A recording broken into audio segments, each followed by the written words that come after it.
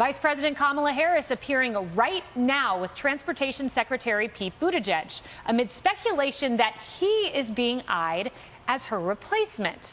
This as high-level departures at her office are intensifying, with her chief spokeswoman and senior advisor Symone Sanders leaving after less than a year on the job.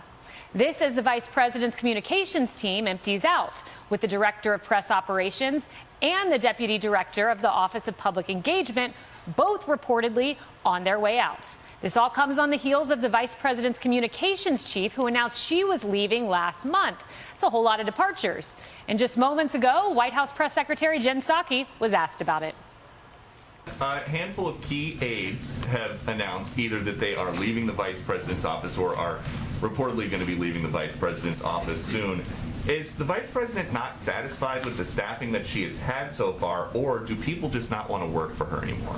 Well, Peter, I would say that working on a presidential campaign, I may be covering one too, I would say, to be fair, and working in the first year of a White House is exciting and rewarding, but it's also grueling and exhausting. It's all of those things at once.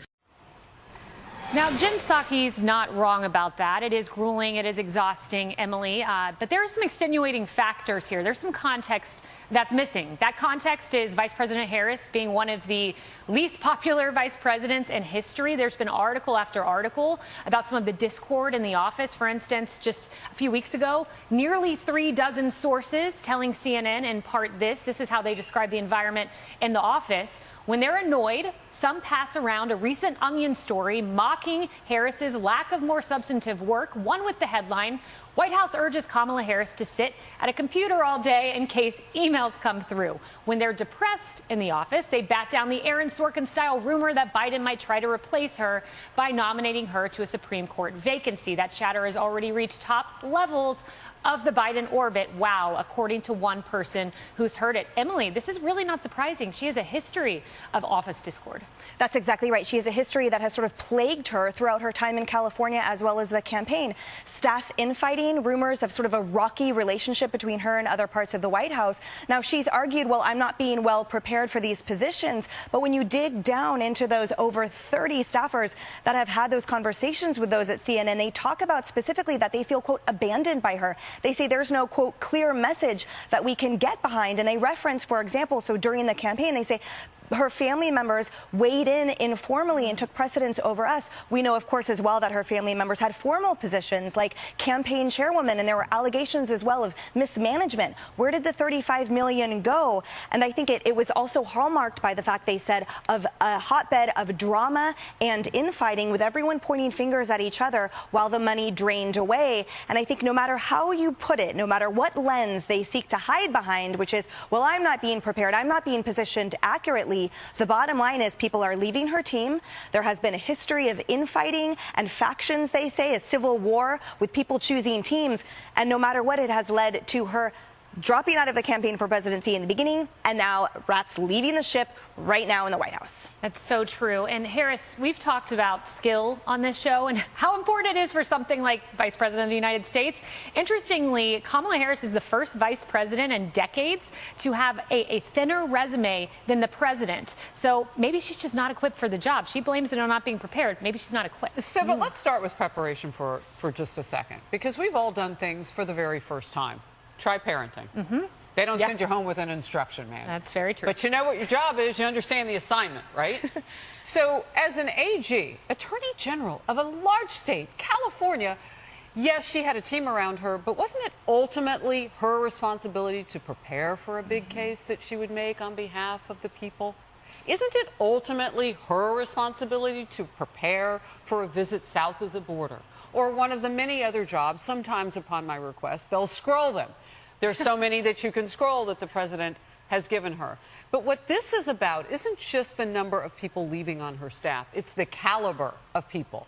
Symone Sanders is a big name in Democrat politics. Okay? She worked for a boss, Bernie Sanders, who was not a small voice, didn't dodge questions, didn't do the Biden walk away, didn't do the Kamala Harris giggle fest, didn't do that. So she steps in during the campaign at one point. She works through the first 11 months or so of the presidency and reaches a point where we've seen fake events with hired children about space with Kamala Harris. We've seen crisis after crisis get nothing but a giggle, and I do like her Converse hopping off those springs. Those are cute, but they're not a job skill. So all of this, it isn't just the number, it's the caliber. I mean, this is how many go-arounds has she had for her comms team? Yeah. We've been talking about this for months, people coming and going. It's a problem when the people who are supposed to be front and center, your face, if you will, of your office are leaving. It's not staff behind the scenes. Simone Sanders is a big name no matter who she works for. Yeah, and Simone Sanders, I used to spar with her on sets, being on the other side of the political aisle. She's a very talented spokesperson. It's my view the White House didn't have her out there enough. She should have been a very visible face of the Biden administration. She's very talented. But moving on to this, I am fascinated by what just took place on Air Force Two. Let's roll the tape. It's 2021, and the whole point of campaigns and elections is when they go well, you get to govern. And we are squarely focused on the job at hand. I'm excited to be part of a team led by the president and the vice president, and I think the teamwork that got us to this point is really just the beginning. As transportation secretary, I get to be the face of a lot of these investments that we're doing, but we would not be here without the leadership of the vice president, as well as the president, of course, and so many others. So let me set the scene here on this. This is Air Force Two. This is on Vice President Kamala Harris's plane. She's standing there with Pete Buttigieg by her side. He's asked about the 2024 speculations. People are saying he should be the next president. They're asked about this. And his answer was not what it should have been. It should have been full stop. I stand behind President Biden. I work for President Biden. I'm supporting President Biden. It's telling that was not the answer. Because I can tell you this, Lawrence Jones, if Alex Azar, Health and Human Services Secretary, or any other cabinet member had answered that way alongside Vice President Mike Pence, you'd have a very unhappy President Trump who would want his entire cabinet to say, we support the president because he's running. Well, that goes back to leadership. Look, not to get into the weeds here, but there's a bigger story than just the vice president's office. The White House is in disarray. You have two factions of the Democratic Party that are literally at war with each other inside of the White House. Simone Sanders wasn't a Kamala Harris pick. The president of the United States, Joe Biden, instructed her to go over to the wing of the vice president to work in that comms department. She was known to be, I spent a lot of time on the campaign trail, the rock of the campaign during the Joe Biden term. She worked for Bernie Sanders. She was very instrumental in securing the black vote when a lot of folks were a little iffy about Joe Biden considering the crime bill. Look, the president of the United States, this is his fault. He selected Kamala Harris. He knew it was going to be a disaster to begin with because the Democratic voters rejected her on the campaign. All the issues that we're highlighting right now were there before he decided to select her, yet he selected her. But there's something deeper here.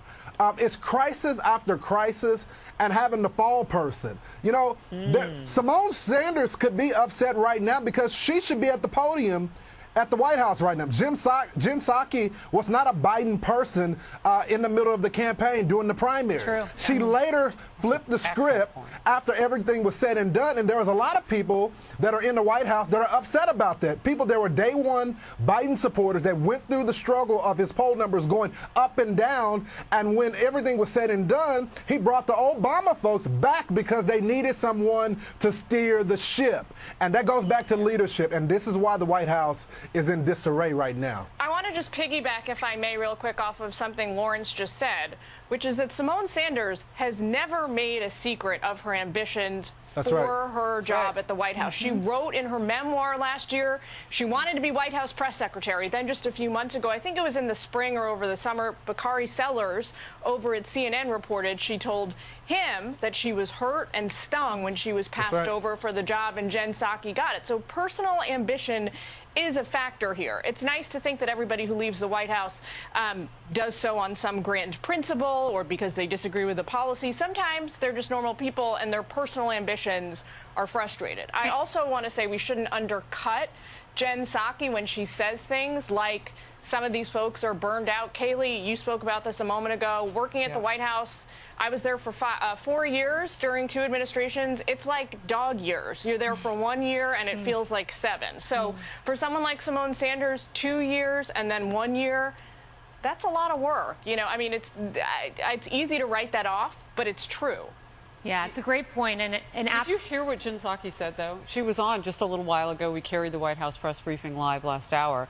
And the glowing words that she said about Simone Sanders, I thought that was really telling, considering the fact that she wanted that woman's job. And everybody knows it. Yeah, everyone does know it. Well, she was secretly, guys, and everyone around Washington knows it, she was promised the job on the campaign trail. So there's been a lot of infighting to begin with. Yep. She was promised a job. That'd be upsetting for sure. And just in the way Simone Sanders was passed over, you may have Kamala Harris being passed over for Pete Buttigieg. Rumors that the West Wing, his name is in a whisper campaign, a future presidential ambition in the West Wing. Yes, exactly.